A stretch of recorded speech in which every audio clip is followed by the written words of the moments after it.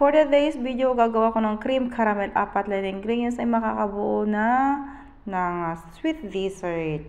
Of course, first, dinairik ko na yung fresh milk sa lutuan. Kung wala na pong fresh milk, okay na po yung tinimplang gatas, yung powder. Mga 3 basong gatas without sugar. Alternate po kung wala pong fresh milk. Yan lang ka-simple. Ganun lang. And then, pag haluin na natin lahat dyan, naglagay ako ng 2 scoop na powdered milk. And then, 2 saching cream caramel powder. And kalahating thick cream. Kalahati kasi malaki po yan. Kaya kalahati lang nilagay ko. And then, mix it together para matunaw po lahat at maihalo lahat na wala po buong buo. And then, lalagay na natin yung kunting tubig.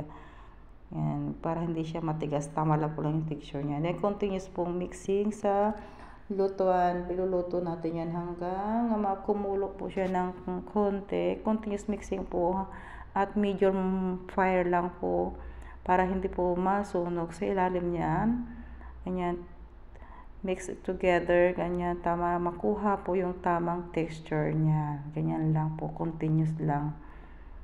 Yan, okay na, luto na, kasi medyo matagal ta ng konti. At ilagay na natin yung sweet sa baso. Yung, ano lang yan yung sugar.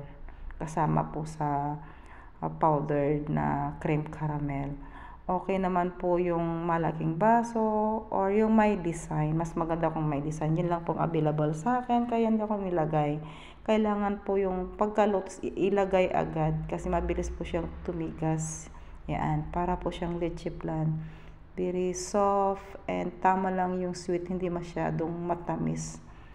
Diba? Ganyan lang po kasimple. 4 lang na ingredients is makabuo na tayo ng dessert. Yan, diba? Sweet dessert. Masarap po siya. As in. Para siyang leche flan. Hindi siya malansa. Kasi vanilla flavor po siya. Yan, diba? Ang ganda at sarap.